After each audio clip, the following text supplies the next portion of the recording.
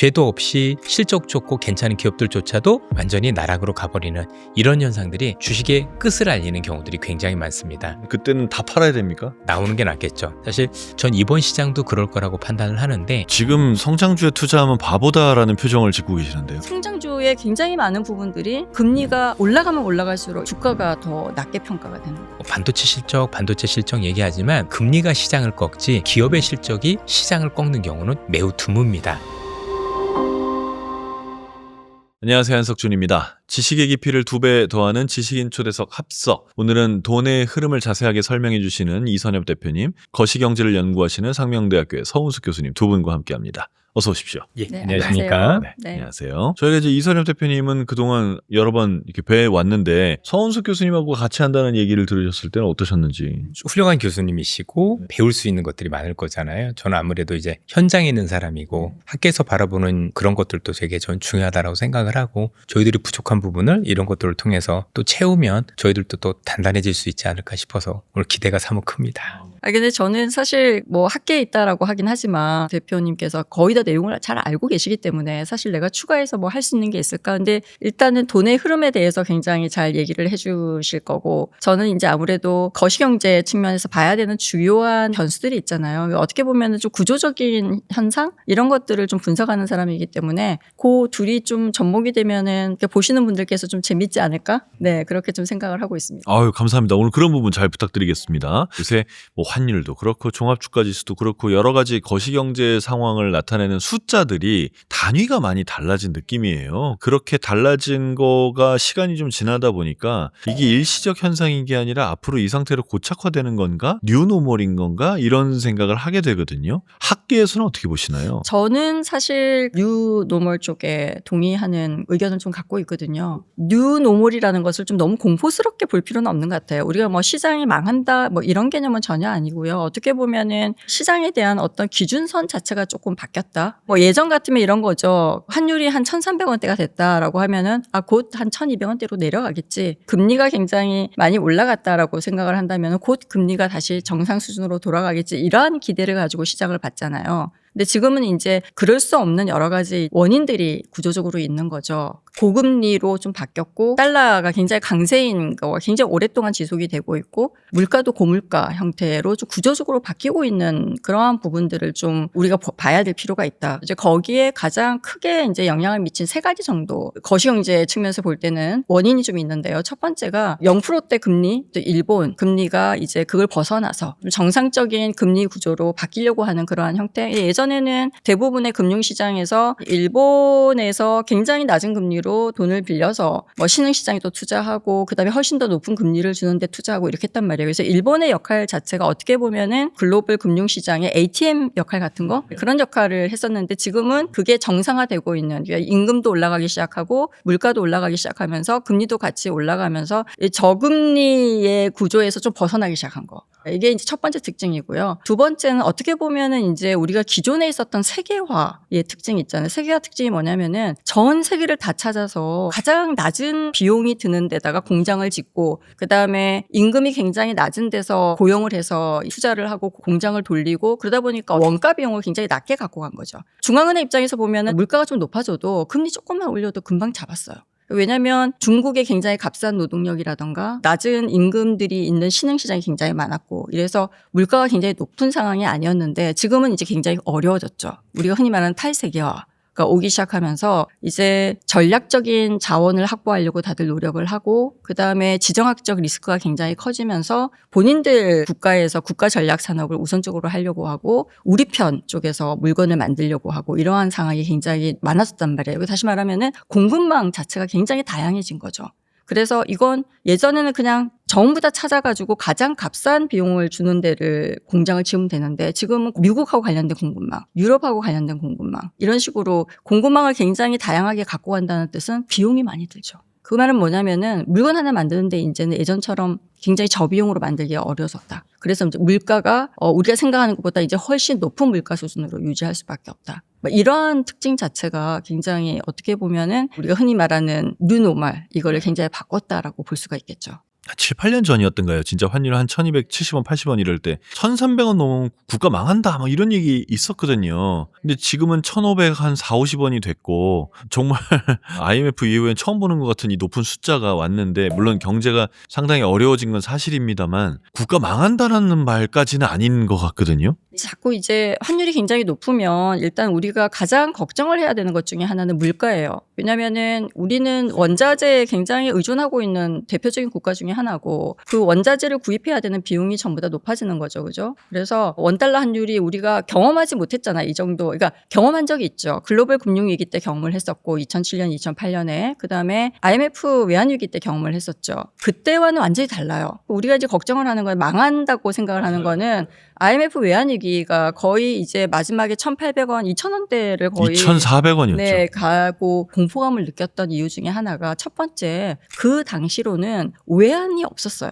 외환 보유 자체가 없었죠. 우리가 흔히 말하는 외환 부분의 유동성 위기 상황이었어요. 외환으로 빚을 낸 거를 갚아야 되는데 돈이 없으니까 빚을 못 갚고 기업과 은행들은 망하기 시작하고 그런 상황이었단 말이에요. 그래서 우리가 이거를 유동성 위기라고 보통 불러요. 그 당시로는 외환에 대한 유동성 위기. 근데 지금은 굉장히 다르죠. 지금은 외환 보유고를 충분히 확보하고 있고 그 당시에는 어떻게 보면은 경상수지도 굉장히 적자 상태였고 외환을 벌어들일 방법은 없고 갚아야 될 외환은 있는데 빚을 이 나라가 갚을 수 있나 이런 생각이 들기 시작하니까 이제 달러가 폭증하는 그런 상황이었고요. 지금은 외환 보유고를 갖고 있어요. 그리고 부채가 굉장히 많은 기업들이 망하기 시작하고 뭐 이러한 이제 구조조정 이슈가 있었잖아요. 다시 말하면 우리나라 국내의 펀더멘탈에 문제가 있었어요. 근데 지금은 경상수지도 4월 달도 흑자고 5월 달도 지금 반도체 수요가 굉장히 좋아서 가격도 많이 오르고 이래서 흑자 상태란 말이에요. 달러는 계속 벌어가고 오는데 지금 오르고 있단 말이에요. 이게 국내에 원인이 있다라고 얘기를 하기보다는 글로벌 시장에서 달러가 워낙 높아요. 제가 아까 여러 가지 이유 중에 하나가 달러 수요가 굉장히 높아서 달러 자체의 가치가 굉장히 높은 거 그게 이유가 뭐냐면은 사실은 지정학적 리스크가 굉장히 커지고 불확실성이 굉장히 커지는 상황이에요. 전쟁이 나고 뭐 이렇게 되면은 대부분의 사람들은 불확실성이 커지면 어떻게 해요? 현금으로 보유하려고 하죠. 전 글로벌 시장에서 볼 때 현금은 달러예요. 그러니까 달러에 대한 가치가 굉장히 높아지는 거죠. 그리고 미국이 예를 들어서 재정 적자가 굉장히 심하단 말이에요. 그래서 국채를 굉장히 많이 발행해요. 그러면 대부분의 사람들이 어떻게 생각을 하냐면은 어떻게 저거를 다 소화하지? 라고 한다는 것 자체가 장기 금리를 높게 갖고 가는 그런 상황이거든요. 그럼 결국은 달러에 대한 강세를 계속 갖고 가는 거죠. 지금 모든 대부분의 국가들이 달러 대비해서 전부 다 약세예요. 우리만 그런 게 아니고. 이게 이제 어떻게 보면 아까 말씀드렸던 뉴 노멀의 기준점이 바뀌었다라고 봐야 되는 거죠. 국내에 문제가 있는 게 아니고 글로벌 시장 자체에서 달러 가치 자체가 굉장히 높아졌다라고 봐야 되는 게 맞습니다. 그러니까 말씀 들어보니까 진짜 그렇다는 생각이 드는 게 원달러 환율은 진짜 말도 안 되게 올랐는데 원엔 환율은 또 생각해보면 별로 차이가 없네요. 그런 것들이 말씀하신 내용인가 봐요. 하나만 좀 더 여쭤보자면 그 지난 30년을 기적의 대안정기라고 평가를 하셨어요.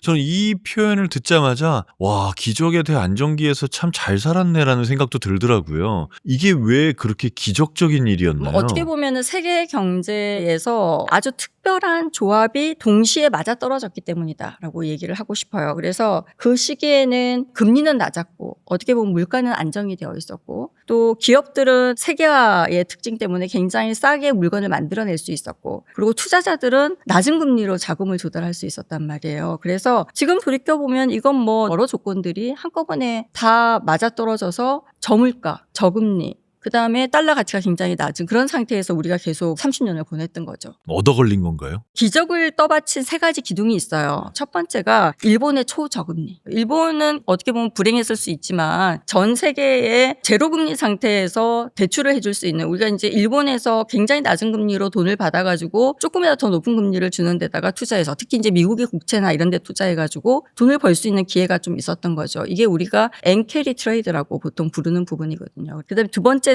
중국의 값싼 노동력. 그러니까 한 30년 동안은 중국이 세계의 공장 역할을 하면서 전 세계에 값싼 제품을 공급할 수 있는 그러한 역할을 했어요. 대부분의 글로벌 시장에 있는 소비자들이 굉장히 싼 가격으로 물건을 살 수가 있었거든요. 이 말은 무슨 말이냐면은 중국 자체가 전 세계 중앙은행들이 물가를 안정시키는 역할을 했잖아요. 근데 그걸 중국이 컨트롤한 역할을 했다. 물가를 싸게 안정시켜줘서. 그렇죠. 그래서 뭐 임금을 크게 올리지 않아도 소비 여력은 계속 유지가 됐고 전 세계적으로 보면은 중앙은행도 물가 압력 때문에 금리를 뭐 급하게 올려야 되거나 이런 상황이 별로 없었어요. 그러면 그 지난 30년의 그 대기적의 시대가 일본의 희생과 중국의 희생을 바탕으로 한 건가요? 그리고 세계화. 세계화. 네, 그다음에 세계화 때문에 얻은 낮은 물류 비용. 이제 비용이 높아졌잖아요. 물류 비용 자체가. 뭐 일단 관세가 올라갔으니까요. 관세도 그렇고요. 그 한 30년 동안은 이것 때문에 뭐 기적의 대안정기였다라고 보통은 부르죠.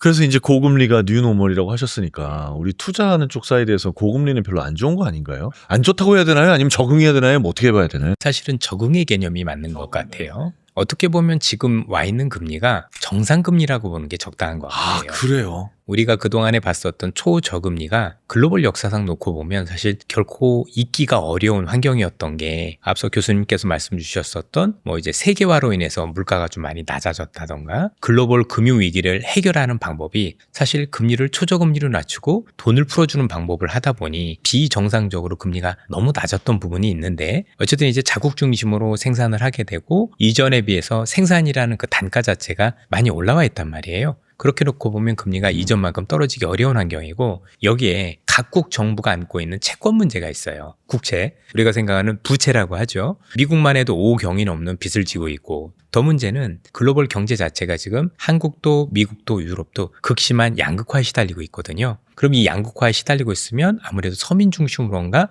정책을 많이 쓰게 되는데 안타깝지만 각국 정부가 택한 방법은 그냥 돈을 주는 거예요. 현금을 살포하고 더 많은 돈을 주겠다. 그 얘기인즉슨 성장보다는 더 많은 돈을 찍어내는데 부채를 할애하는데 문제가 되고 있는 거고 지금 미국 같은 경우도 너무나도 부채가 많은데 추가적인 부채를 지금 하기 위해서 만드는 제도가 지금 스테이블 코인도 그 역할을 하는 거잖아요. 그 얘기는 더 부채를 찍겠다라고 하는 거니까 그러면 이전처럼 부채가 적은 것도 아니고 국가 부채도 많아요. 국가 부채가 많음에도 불구하고 더 많은 국채를 찍어내길 또 원하고 그런 상황에서 글로벌 물가라는 건 전체적으로는 단순히 세계화가 끝나고 탈세화 정도가 아니라 이제는 어떤 제품이나 어떤 원자재를 들여오더라도 이전보다 허들이 높아지니 물가가 높아질 수밖에 없는 환경이 되고 그러면 상당 수준 이런 현재 금리는 이 정도 수준에서 왔다 갔다 한다는 게 보는 게 맞는 거고 설령 경기가 안 좋아져서 금리가 떨어진다고 하더라도 그 수준이 이전만큼 낮은 수준으로 되돌리긴 되게 어려워지는 거죠. 그럼 이제 투자하는 입장에서 놓고 보면 뭐 채권이라는 건 당연히 높은 금리에서 사면 돈을 벌 수 있겠지만 우리가 이전에 봤었던 기대 수익을 보기에는 굉장히 어려운 환경이 되어 있다라고 봐야 될 것 같습니다.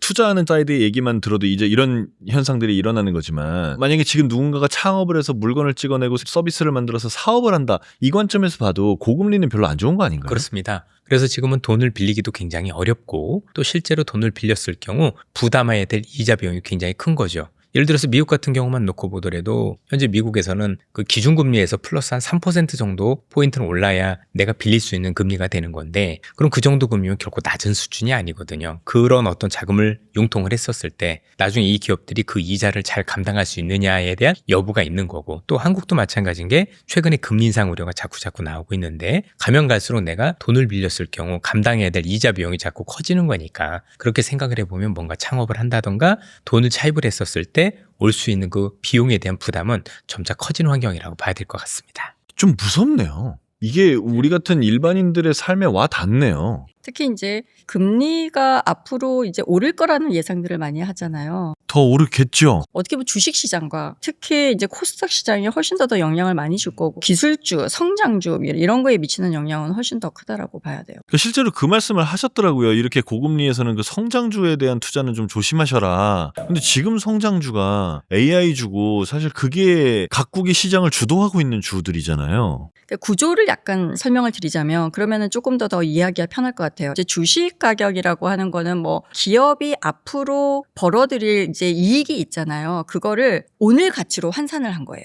그러니까 중요한 거는 오늘 가치로 계산할 때 가장 중요한 것 중에 하나가 금리예요. 우리가 보면 이렇게 생각하면 돼요. 돈은 언제 받는지에 따라서 동일한 만 원도 달라요, 가치가. 오늘 받는 만 원은 내가 바로 쓸 수도 있고 그다음에 예금해서 이자도 받을 수 있잖아요. 근데 10년 뒤에 받는 만 원은 또 10년 동안 아무것도 할 수가 없잖아요. 그 돈으로. 그래서 어떻게 보면은 오늘의 1만 원보다 훨씬 가치가 낮아요. 금리는 일종의 기다리는 시간에 대한 비용이다라고 생각을 하시면 돼요. 금리가 높으면 기다리는 비용이 높으니까 10년 뒤 받을 돈은 오늘 가치로 많이 깎여요. 2년, 3년보다 훨씬 더 많이 깎이는 거죠. 그래서 금리가 올라가면은 먼 미래의 이익을 오늘 가치로 환산할 때 훨씬 더 많이 깎인다. 그래서 우리가 그거를 할인율이라고 불러요. 금리가 올라갔을 때 주식 시장이 이제 할인율이 많이 높아지니까 많이 깎이잖아요. 그러니까 현재 가치로 계산하면은 주가가 떨어지는 거랑 똑같아요. 그래서 미국의 페드가 금리를 올린다, 국채금리가 올라갔다라고 하면은 주가가 지금 평가했을 때 다 떨어져야 되기 때문에 주식 시장이 영향을 받는 거예요. 이게 단지 시장에서 현금 조달이 되는 부분만 보는 게 아니라 미래 벌돈에 대한 현재 가치로 환산했을 때도 문제가 된다 이거네요. 그러니까 A라는 회사가 10년 후에 10조를 벌 건데 이게 지금 이자율이 1%면 그 10조가 뭐 지금 계산 안 해봐서 모르겠습니다. 한 8조로 취급받는데 이게 이자율이 한 3%가 되면 6조로 취급받으니까 5% 정도가 되면 훨씬 낮게 지급을 받겠죠. 그러니까 지금 가치가 내려갈 수밖에 없다는 얘기네요. 그래서 우리가 보통 국채금리를 전 금융 자산의 저울이다 이렇게 얘기하기도 해요. 왜냐하면 그게 이제 대부분 현재 가치로 따지기도 하고 이렇게 되면은 주식의 가치를 다시 밸류에이션을 다시 해야 되는 거거든요. 금리가 올라가기 시작하면. 삼겹살을 사는데 1kg에 10,000원인데 금리가 낮으면 1kg에 10,000원이고 금리가 높으면 1kg에 5,000원인 거군요. 이렇게도 볼 수 있어요. 금리가 5%가 됐다 이렇게 얘기하는 거는 굳이 위험이 있는 주식에 투자할 필요가 있나? 5% 그냥 예금. 달러 예금으로 아니면 국채에다 미국 국채에다 투자하면 5% 주는데 이렇게 생각할 수도 있잖아요. 그러니까 주식시장이 돈이 빠지기도 하고 그다음에 주가 주식의 현재 가치의 가치 평가 자체가 떨어지기도 해서 그러니까 다시 말하면 이제 밸류에이션 자체가 바뀌어 버리는 거죠. 근데 잘 생각을 해보면 그러면 그냥 지금 현재 돈을 막 벌고 있고 매출을 내고 있는 기업들 있죠. 그러니까 코스피 시장에서 그런 기업들은 어때요? 대부분의 사람은 금리를 감당할 수 있나 이 기업들이 이 생각을 해야 된단 말이에요. 근데 성장주 같은 경우는 어떨 것 같아요? 성장주의 정의는 보통 5년이나 한 10년 있다가 수익을 본격적으로 내는 주식들 우리가 성장주라고 하잖아요. 특히 AI 관련한 주식이 그렇죠. 뭐 지금 예를 들어서 인프라 구축하고 있는데 들어가는 HBM이나 뭐 데이터 센터나 이런 거는 지금 엔비디아가 매출을 내고 있고 매출이 나오고 이익이 우리가 예측이 가능하고 이익을 또 발표하기도 하고 이렇게 되기 때문에 사실 이 회사가 지금 금리가 올라가는 거를 감당할 수 있을까? 생각을 하고 감당할 수 있으면은 가능한데 AI 주라고 해서 앞으로 본격적으로 이런 데이터 센터에서 연산해보고 어느 정도 영향이 있다고 생각해서 응용하는 그런 거 있죠. 아직까지 수익이 확정이 안 됐잖아요. 기대잖아요. 이런 거는 금리가 오르기 시작하면 어떻게 해야 돼요? 현재 가치가 다 깎여버리는 거죠. 그리고 또 매출이 나지 않고 있고 매출은 좀 있다가 나올 거고 어떻게 보면 주식시장은 꿈을 사는 시장이기도 하지만 이 꿈이 현실화될 것인지 안 될 것인지를 체크를 해가면서 사야 된단 말이에요. 평가를 해야 되는 거죠. 근데 성장주의 굉장히 많은 부분들이 이게 불확실한 거죠. 근데 금리가 올라가면 올라갈수록 이거에 대한 불확실성이 커지기 때문에 훨씬 더 할인이 많이 되고 그리고 주가가 더 낮게 평가가 되는 거죠. 그러다 보니까 그럼 AIG는 굉장히 위험해라고 하면 그건 아니고요. AIG 중에서도 나눠야 되겠죠. 지금 현재 실용화되고 있고 그다음에 수익을 내고 있고 매출이 나고 있는 기업과 그렇지 않고 단순히 미래에 대한 한 5년이나 10년 후에 어떻게 될 것인지에 대한 기대만 담고 있는 AI주하고 구분을 할 필요가 있다. 말씀은 그렇게 하시지만 표정은 지금 성장주에 투자하면 바보다라는 표정을 짓고 계시는데요. 그 이제 금리가 올라가면 어떻게 보면 영향을 굉장히 많이 받을 시장이 가치주나 이런 것보다는 성장주 시장이 훨씬 클 가능성이 크다. 그렇군요. 이 금리 얘기가 실제 투자 현장에서는 어떻게 쓰입니까? 이게 때마다 되게 다른데 일반적인 시장 상황에서 금리는 어떤 현상을 보이냐면 우선 이제 금리가 아주 낮은 상태에서 금리가 올라가기 시작하면 주식시장도 같이 올라요. 크게 두 가지 이유인데 일단 금리를 올린다고 하더라도 금리 자체가 낮은 수준이기 때문에 뭐 예를 들면서 1%에서 2% 올린다고 사람들이 고금리라고 생각은 안 하거든요. 그런데 올라갈 때 뭘 보냐면 지금 올라가는 금리가 왜 올라가지라는 고민을 하게 되는데 특히 대부분의 금리가 올라갈 땐 경기가 좋아져서 올라가는 경우가 많아요. 그러니까 이렇게 보는 거죠. 처음에 금리 인상할 땐 경기도 좋은데 금리도 여전히 낮은 수준이야. 올랐지만 그래서 시장에 돈도 들어오고 주가도 같이 움직이는 모습들이 많이 보이다가 이 절대금리 자체가 높아져요. 금리를 한 번 올리고 두 번 올리면 괜찮지만 그 이상으로 오르게 되면 금리 자체가 되게 부담이 될 때가 있잖아요. 이때부터는 고민을 합니다. 왜냐하면 이 금리 자체가 경기를 훼손시킬 수도 있고 왜냐면 결국 물가를 잡기 위해서는 일부러 수요를 좀 줄여야 되는 필요성이 있는 거니까 경기를 부담스럽게도 하고 또 하나는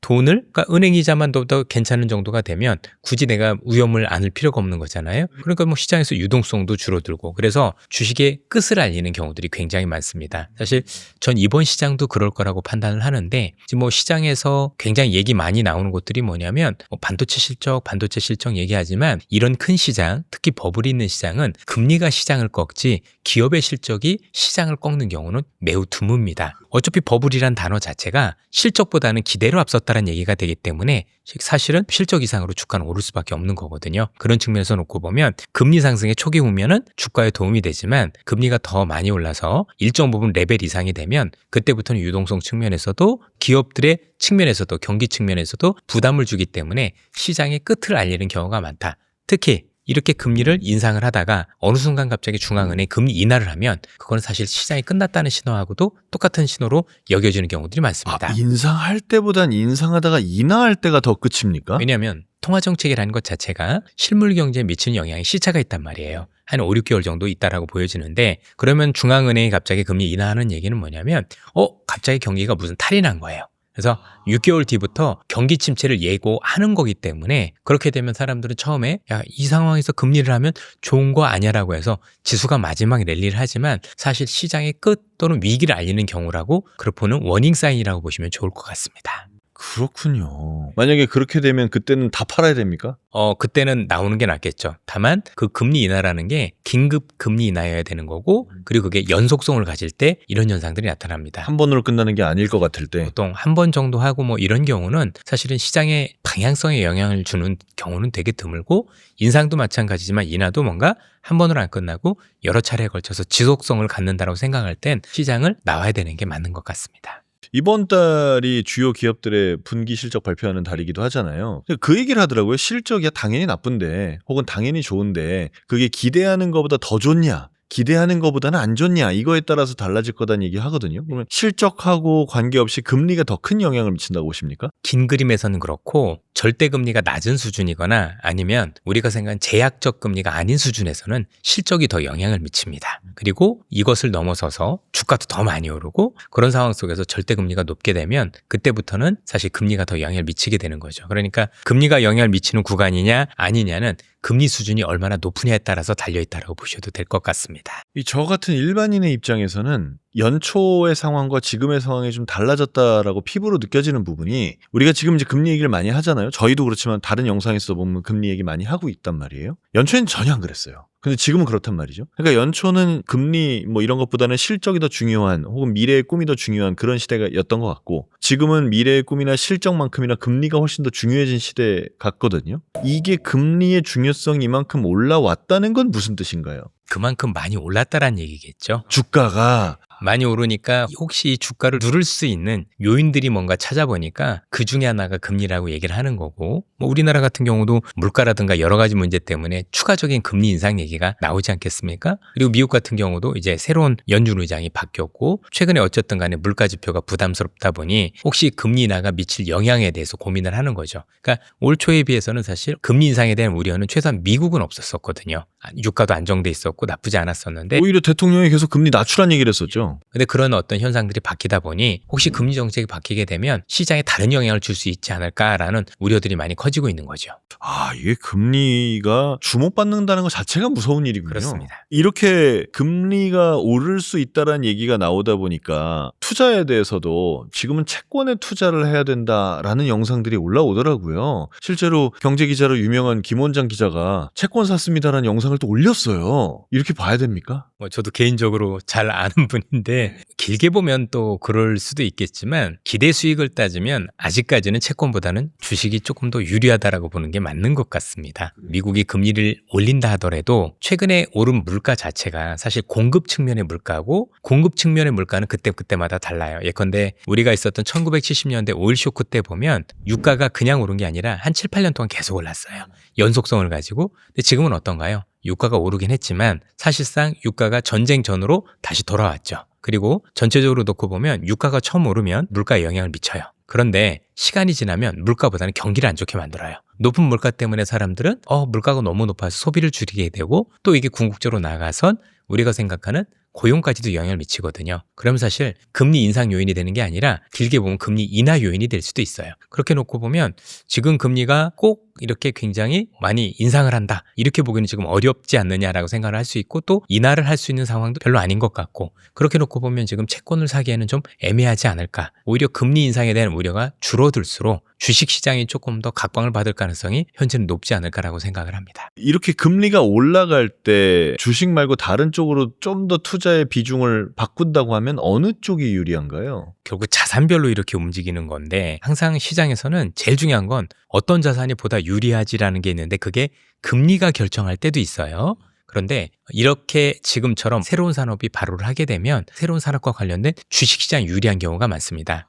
예컨대 99년 닷컴 버블도 그 중에 하나였을 거라고 생각을 하고 또 그 아주 이전에 있었던 전기의 혁명 또는 철도의 혁명 이런 것처럼 뭔가 우리는 평상시에 생각지도 않았는데 새로운 기술들이 나타났어요. 그런 경우는 금리 여부와 상관없이 주식시장에 유리한 경우들이 많습니다. 왜냐하면 그 바뀌는 세상의 변화를 누군가는 반영을 할 텐데 그 반영을 하는 게 제일 빠른 곳이 주식시장이라고 봐야 되거든요. 지금은 그런 측면에서 놓고 보면 금리도 너무나도 중요하지만 그것보다는 세상을 바꾸는 이 새로운 기술 혁명이 나타났고 그런 경우는 대체적으로 주식시장이 보다 유리했다. 이렇게 보는 게 맞는 것 같습니다.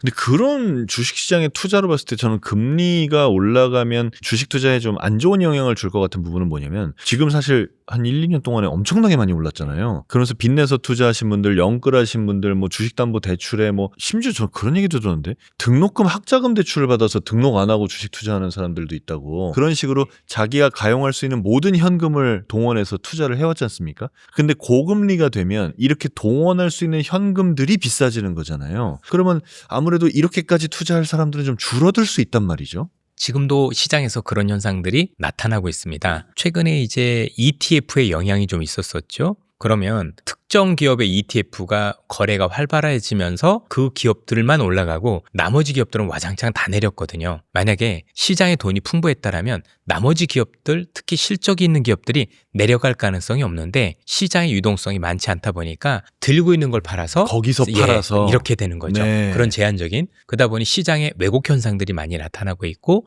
특정 기업들에 대한 레버리지는 변동성이 심하고 죄도 없이 실적 좋고 괜찮은 기업들조차도 완전히 나락으로 가버리는 이런 현상들이 지금 말씀 주신 현상하고 맞물린다라고 봐야 될 것 같습니다. 그러네요. 올해 아주 실적 좋고 기술력 좋은 뭐 소부장 기업들 가운데 주식이 확 올랐다. 이런 얘기 잘 못 들어본 것 같아요. 지금 뭐 그거 말고도 거래소에서도 저도 뭐 애널리스트 생활을 오래 했지만 와 이런 종목도 실적이 이렇게 좋은데 이렇게 빠지는 게 말이 돼라는 기업들이 되게 많은데 시장 입장에서는 이해가 되는 게 아니 특정 기업이 너무 달려가다 보니까 저것만 사야 수익을 날 것 같고 그러면 기존에 있던 걸 다 팔아야 되잖아요. 만약에 내가 돈이 많고 시장에도 돈이 많으면 이건 역시 실적으로 좋으니까 이건 가지고 있고 내가 이걸 더 사볼까라고 해야 되는데 시장의 돈줄이 가장 막히다 보니까 사람들은 윗돌 빼서 아랫돌로 고이지는 그러면 지금 빼는 돌은 전부 다 실적과 상관없이 계속 하락하게 되는 거에 사줄 사람은 아무도 없거든요. 실적이 좋은데 맞습니다. 그러니까 이제 특정 기업만 좋아지는 이런 안타까운 현상들이 벌어지는 거죠. 그러면 조금 더 제가 장작을 하나 좀 던져보겠습니다. 트럼프가 이자율을 낮추라, 물가가 지금 높지 않다라고 주장을 하고 있잖아요. 그 배경 중에 하나가 지금은 물가가 오른 게 아니라 관세를 올려서 보이는 일시적인 착시다 이런 말을 한단 말이에요. 그건 맞습니까? 동의하진 않지요. 왜냐하면 이제 그럼 관세도 결국은 영향이 없다더니 영향이 있는 거잖아요. 왜냐면 관세를 올렸는데 아예 영향이 없다라고 얘기하는 것 자체가 이상한 거 아닙니까? 이전에 없던 거에 비해서 세금이 더 붙었는데 물가에 아예 영향이 없다. 그 자체가 사실은 더 이상하다라고 봐야 되겠죠. 그렇게 놓고 보면 뭐 트럼프의 주장이 사실 그동안 맞은 적이 없잖아요. 본인이 그렇게 우긴 것들이 되게 많은 거지 실제는 그렇게 보기는 어려울 것 같습니다. 저도 사실은 관세 부분에 영향을 안 받았다는 거는 아닐 것 같고요. 확실히 영향을 받을 수밖에 없어요. 가격이 다 비싸게 붙어서 올라갔는데 어떻게 그게 영향을 안 받겠습니까? 그러니까 중앙은행의 이사들이 지금 현재 여러 가지 지정학적 리스크나 아니면은 관세나 뭐 이러한 국가적인 이슈들이 있잖아요. 이것 때문에 물가가 확실히 영향을 받았다라고 다들 생각을 해요. 사실은 트럼프가 원하는 것처럼 금리를 인하하거나 이런 거는 제가 볼 때는 인하 카드는 거의 우리는 생각 안 해야 될 것 같아요. 저는 인하는 절대로 아닐 것 같고. 학자들이 참 안 하는 표현을 하셨네요. 학자들은 절대라는 말을 거의 안 하시던데. 금리를 지금 상황에서 인하하게 되면은 물가에 주는 충격이 너무 크기 때문에 우리 현대 중앙은행의 철학 관점에서 보면은 아마 절대 하지 않을 거다. 이렇게 생각을 하고 있습니다. 근데 이 모든 얘기가 관세 올리면서 그 탈세계화가 되면서 일어난 일이잖아요. 그래서 가끔 그런 생각도 합니다. 다시 옛날로 돌아가면 안 되나? 혹은 다시 옛날로 돌아가겠다고 하면 돌아갈 수는 있는 건가? 가능해요? 아니 못 돌아갈 것 같아요. 이것도 이렇게 얘기하면 안 되나? 네, 돌아가면 좋겠죠. 다시 우루과이 라운드 하고 그거 안 됩니까 그거? 그러니까 이렇게 얘기를 해요. 세계화, 글로벌화는 뭔가를 싸게 만드는 시스템이었다. 물건들을. 근데 이제 탈세계화는 안전하게 통제하는 시스템이다라고. 지금 현재 지난 40년간 세계화를 우리가 유지를 하면서는 효율성에 방점을 찍었어요. 아까 처음에 말씀드린 것처럼 어떻게 하면 더 싸게 물건을 만들어내고 가장 싸게 운송할 수 있는 방법이 뭐지? 이게 이제 세계화의 특징 중에 하나잖아요. 근데 지금은 어디가 제일 싸냐가 아니죠. 지금 어디가 안전하냐, 우리 편이냐. 그러니까 이게 이제 세계의 어떤 기준점이 바뀐 거죠. 그러니까 우리 편이면 좀 비싸도 사준다는 거잖아요. 그렇죠. 전략 기술을 어떻게 우리가 통제할 수 있느냐. 그러니까 국가 대 국가 간에 분쟁들이 많다 보니까 이러한 상황이 이게 탈세계화의 특징이거든요. 그래서 배터리, 반도체, AI, 전력망, 방산 이런 거는 단순한 상품이 아니에요. 이거는 전략 상품이거든요. 국가 전략과 관련된 거거든요. 유럽도 그렇고 미국도 그렇고 자기 나라에 와서 만들어 달라. 모든 나라들이 이거는 절대로 국가 게임으로 갖고 가야지 개별 기업에게 남겨두지 않겠다. 이건 전략적으로 갖고 가야 되는 그러한 상품들이다라고 하고 있는 거죠. 그러니까 세계화가 될 수가 없죠. 내 나라 안에 두거나 아니면 동맹국들 안에 둬야 된다. 보는 거죠. 그러니까 아까 중국이 사실은 뭐 고령화도 됐고 임금도 이제 오르기 시작했고 물가도 오르기 시작하고 뭐 생산 가능 인구가 굉장히 많이 줄였고 거기도 이제 애들을 안 낳아 심각하죠. 근데 그것보다 더 큰 거는 미국하고 중국하고 갈등이죠. 그러면서 본격적으로 어떻게 하면은 기술을 우리가 자체적으로 개발해야지 내수를 어떻게 활용할 것인지를 뭐 전략 자체를 바꿔버릴 수밖에 없는 구조잖아요. 그러니까 지금까지는 중국이 생산하면 미국이 사줬는데 근데 지금은 그렇게 안 되는 거죠. 내수에 전화하고 그리고 자기들 동맹국들끼리 이제 이거를 해결할 수 있는 방법을 찾고 기술 개발을 본인들이 직접 하게 되고 다시 예전으로 돌아가려면 이제 미중 갈등이 없어야 되고 전쟁이 안 나는 이제 아름다운 위아드 월드 세상이 와야 되는데 지금 구조적으로 우리가 개인들끼리도 싸우면 한동안 가잖아요. 근데 이거 지금 단기적으로 해결될 수 있는 이슈는 아니죠. 참 듣기 무서운 말씀만 하시네요. 네. 근데 그 듣기 무서운 말씀들이 이제 현실이 되고 이제부터의 세상이라고 생각하니까 더 무섭고 그렇습니다. 근데 어떻게 보면 또 소비자 물가에도 부담이 되고 하지만 이제 전략 산업을 우리가 다시 좀 활성화시키고 여기에 대한 수요를 가지고 또 우리도 또 수출할 수 있고 이러한 전략 산업 사이클이 우리나라에서 새로 시작된다는 거 뭐 이런 거 측면에서 보면은 또 반드시 나쁜 것만 있는 건 아니죠. 이쪽 산업은 또 굉장히 활성화될 거기 때문에.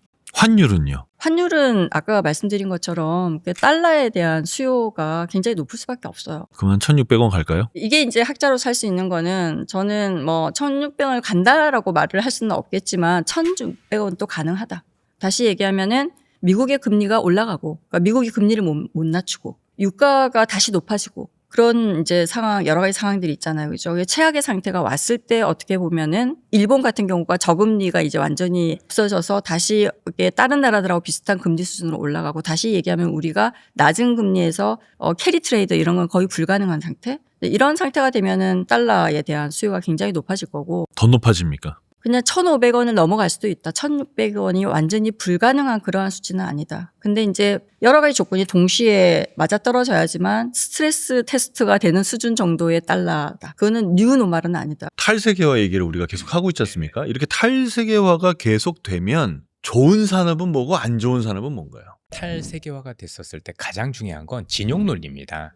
왜냐하면 한국이라는 국가 자체가 사실 글로벌에서 굉장히 수출을 많이 했었었는데 좋았죠. 시간이 가면 갈수록 우리하고 중국하고 경쟁이 굉장히 심했거든요. 그런데 이제 말은 탈세계화지만 그 안에서 미중 간의 갈등으로 인해서 흔히 얘기하는 이 밸류 체인이 중국이 배제되는 그림이 나온다라면 우리 입장에선 중국과의 경쟁이 줄어들 수 있기 때문에 그 관련 기업들이 좋다라고 보는 게 제일 중요한 것 같아요. 아, 중국한테 치였던 산업들이 좋을 것이다. 맞습니다. 정확하게 놓고 보면 지금 반도체 빼놓고 다 치여 있거든요. 그러니까 제가 이제 처음에 중국에 왔다 갔다 했었을 때는 우리나라 중국에 대한 수혜밖에 없었어요. 그러나 중국의 기업들이 계속 치고 올라오면서 대부분의 산업실이 하나씩 잠식되면서 되게 어려워졌었는데 미중 갈등이 커지고 탈세화가 되면서 미국이라든가 서방 진영에서 우리가 생각하는 밸류 체인을 중국을 배제시키면서 우리가 숨을 쉴 수 있는 공간을 많이 만들어줬거든요. 그래서 주식시장에서도 지난 2, 3년간 오른 기업들 보시면 물론 미국이 좋고 AI도 있겠지만 객관적으로 놓고 보면 중국이란 공급망이 배제돼서 상대적으로 공급 측면에서 우리가 유리했던 측면들도 있다라고 봐야 돼요. 그런 어떤 산업들이 우리 입장에서는 굉장히 좋아지는 산업이 아니겠느냐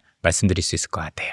저희 일반인이 알기 쉬운 기업으로 얘기하면 어떤 게 있나요? 예를 들면 전력기기도 그 중에 하나겠죠. 우리가 생각하는 변압기 같은 경우도 중국하고 한국이 제일 잘하는데 중국이라는 공급망이 배제되니까 되게 좋은 것도 있을 거고 조선도 그 중에 하나겠죠. 조선도 글로벌에서는 한국과 중국의 제일 경합인데 중국이라는 국가를 배제시키고 나면 사실 공급망은 우리밖에 없는 그런 긍정적인 효과들이 있다라고 봐야 되겠죠. 여러 가지 산업 면에서 방산도 마찬가지죠. 사실 서로 축대 국가들의 방산을 살 리는 없잖아요. 그럼 이쪽이 배제가 되면 또 우리 입장에서는 되게 좋아질 수도 있는 거고. 자, 그럼 이제 이 시간을 통해서 지금 현재 일어나고 있는 많은 경제적인 상황에 대한 얘기를 쭉 해봤는데요. 개인의 삶에서는 어쨌거나 우리 개인의 부가 또 중요하니까 코스피가 9,000을 넘어서 10,000을 향해 가고 있는 이 시점에서 솔직히 너무 많이 올라서 두렵다라는 마음이 드는 것도 사실이거든요. 그러면 우리 같은 개인 투자자들은 이 코스피 지수 10,000이라는 시대를 어떤 마음으로 바라보고 어떤 마음가짐을 가져야 되나요? 사실 많이 중요한 건 아니고 무엇 때문에 올랐지가 제일 중요해요. 어느 시대든 지수가 많이 올랐었을 때 지수가 오르는 기업들이 많지는 않습니다.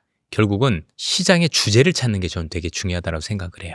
그러니까 예를 들어서 99년도에 닷컴 버블이라는 주제어가 있었잖아요. 이제 인터넷이라는 혁명이 있었었고 그 주제와 관련된 기업들이 수익률을 기록을 했었었고 2006년부터 시작을 해서 있었던 중국의 산업화 버블은 중국의 산업화에 특화된 기업들만 되게 좋았던 것 같아요. 그러면 지금도 저는 많은 분들이 너무 반도체에만 특화해서 보시는데 사실 AI라는 큰 범주로 좀 넓혀주셨으면 좋겠어요.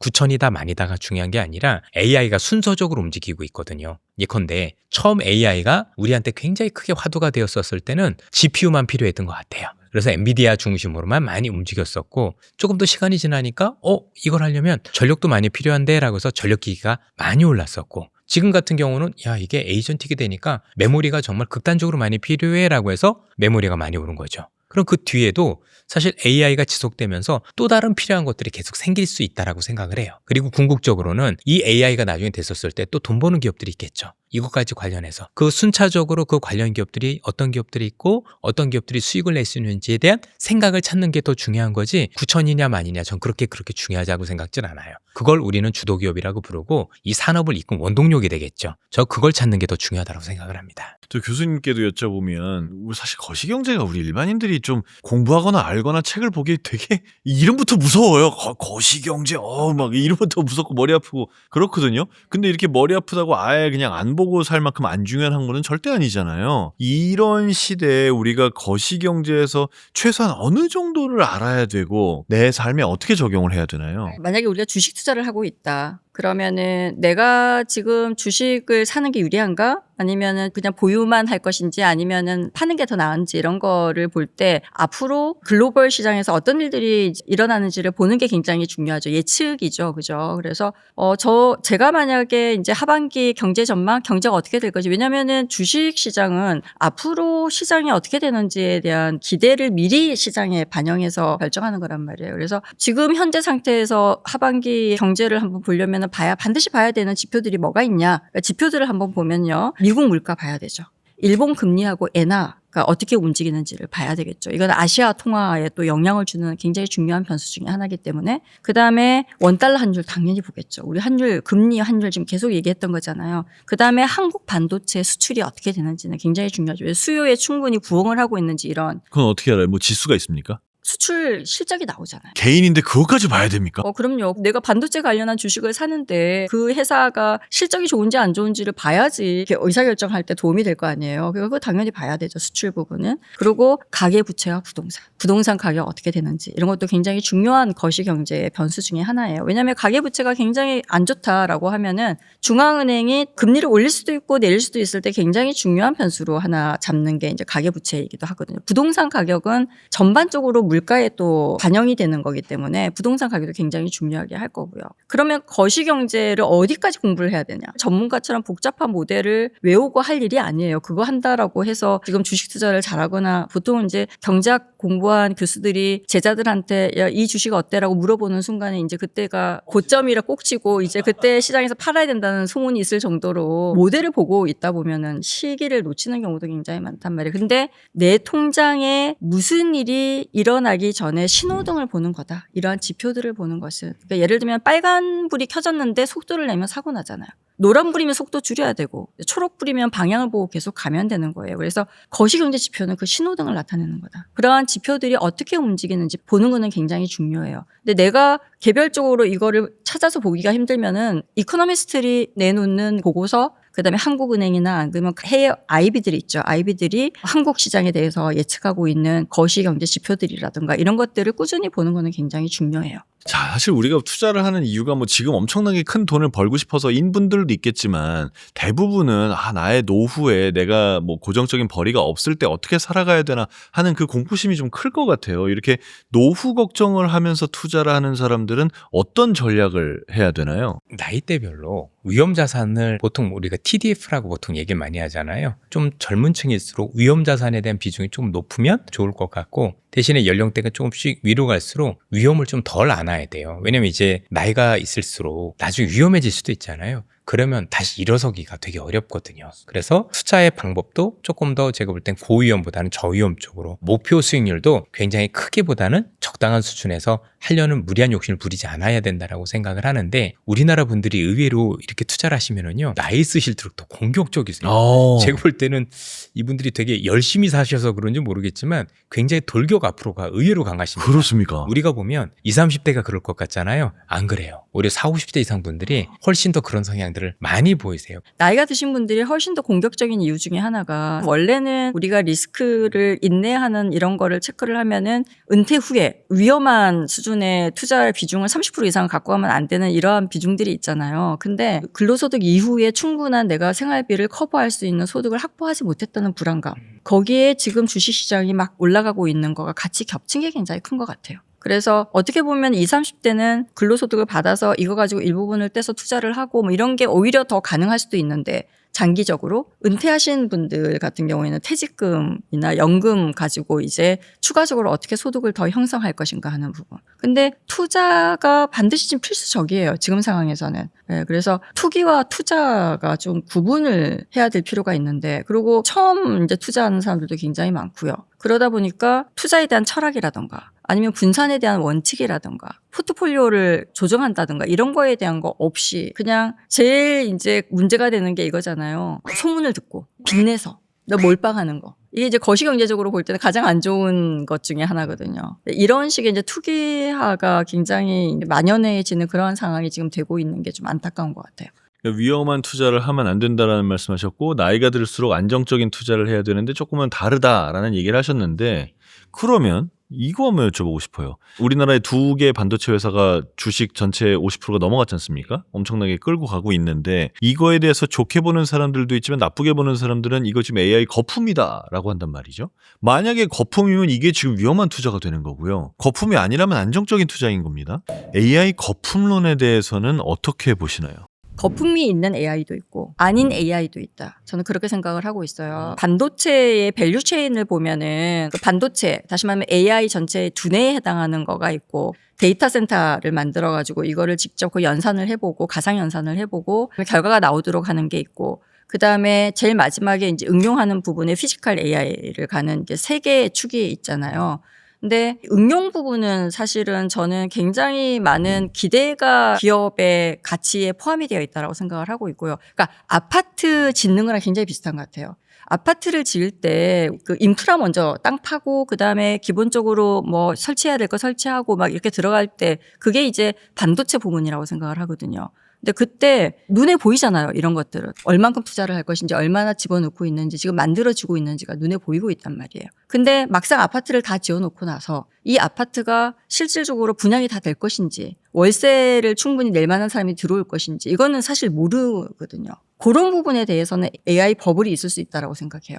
근데 이 인프라를 구축하는 과정에서는 저는 투자 가이드라인도 확실히 나와 있고 지금 현재 자본 지출이 얼마만큼 될 것인지 뭐 2028년까지 계획도 지금 잡혀 있고 거기에 직접 돈이 투입되고 있고 만들어지고 있는 거죠. 이 부분에 대해서는 저는 AI 버블이라고까지 얘기하기는 굉장히 어렵고 단지 그 부분은 있죠. 자본 지출을 해서 반도체 공장을 증설하는 거가 굉장히 지금 많아지고 있잖아요. 각 나라들이. 그렇게 되면은 2028년에서 2030년쯤 되면은 공급이 혹시 수요를 전부 다 초과하는 그런 상황이 나타날 수도 있지 않을까? 그렇게 되면은 지금 현재는 공급이 병목 상태라서 가격이 막 올라가고 있는데 그때가 되면 수익화에 좀 문제가 생기지 않을까라고 하는 우려는 있을 수 있을 것 같아요. 그래서 거기에 대응하기 위해서 하는 것 중에 하나가 보통은 이제 공급 자체를 선계약을 하죠.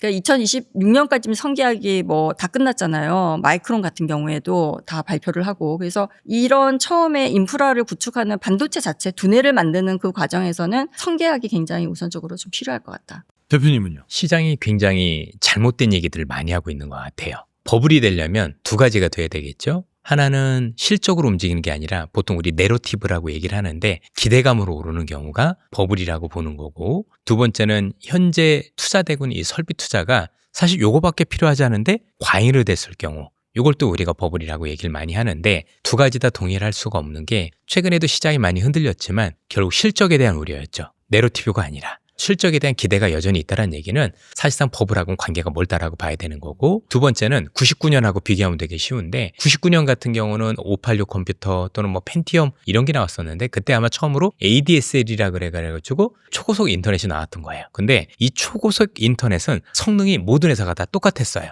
다만 누가 더 망을 많이 까느냐. 사실 성능 개선의 이슈는 아니었기 때문에 더 많이 깔면 버블이 되지만 지금 AI는 반도체를 더 갖다 집어넣을수록 성능이 계속 좋아져요.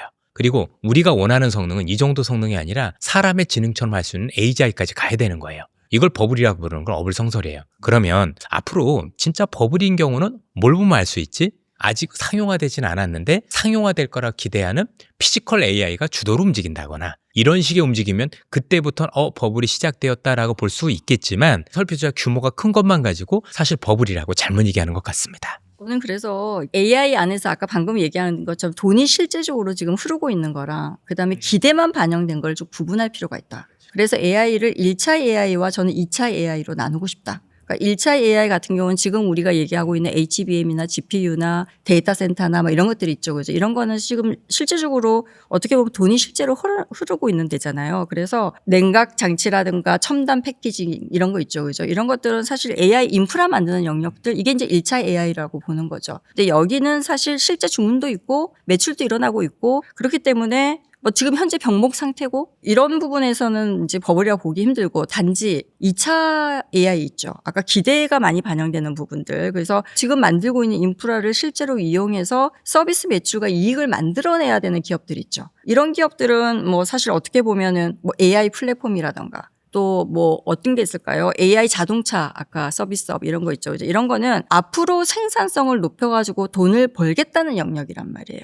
근데 이런 거를 우리가 평가를 할 때 원래의 가치보다 높게 평가하는 거는 있을 수 있을 것 같아요. 저 같은 경우는 이제 닷컴 버블부터 시작해서 모든 버블을 다 실전을 통해서 경험했었던 사람인데 글로벌 역사상 처음으로 주가가 싼데 버블이라고 부르는 사람들이 착각하는 첫사례인 것 같아요. 이전에 99년에도 그랬고 참 주가가 싸다고요? 지금은 주가가 비싸지 않죠. 실적이 뒷받침이 되어 있고 앞으로 더 나올 수 있느냐 없느냐에 대한 게임이지 주가가 비싸다고 생각하는 사람은 없어요. 가격이 비싼 것과 밸류가 비싼 건 다른 거죠. 그런데 제가 경험했던 대부분의 버블에서는 실제 밸류에이션이 많이 비쌌었어요.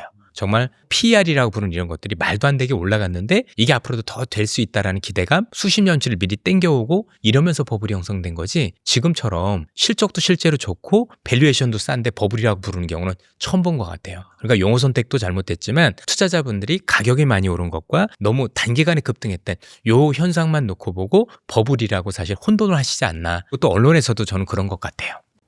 사실 이 모든 건 너무 많이 올랐기 때문에 일어나는 일이죠. 그래서 정말로 만약에 한 5년, 10년 후에 봤을 때는 지금 주가가 싸다고 볼 수도 있겠지만 어쨌건 지금 이 주가를 보고 있는 우리가 느끼기에는 작년보다 몇 배씩이 올랐으니까 이게 일시적인 거냐, 계속 갈 주식이냐, 폭락할 거냐 이런 궁금증과 공포가 있으면서 그런 생각을 하게 되는 것 같아요. 모든 주식엔 끝이 있습니다. 이게 평생 갈 수도 없는 거고 사실 우리가 지금 판단하기는 어렵습니다. 그런데 현재 이 산업의 크기를 학계에서는 또는 실제 그 업에 계신 분들은 어떻게 판단하고 있냐면 예를 들어서 손종희 회장님이 계십니다. 현재 이 AI 산업의 크기가 닷컴 버블보다 한 50배 정도는 크다라고 얘기를 하고 있고 허사비스라고 알파고를 만든 사람 같은 경우는 이번에 이 AI 혁명이 산업혁명보다 100배가 더 크다라고 얘기를 하고 있습니다. 굉장히 시대 변화가 크고 어떻게 보면 우리가 살아생전에 볼 수 없는 산업의 크기의 변화를 보고 그걸 반영하다 보니 시장이 커진 건데 우리는 이전의 사이즈만 보고 이전의 닷컴 버블 때보다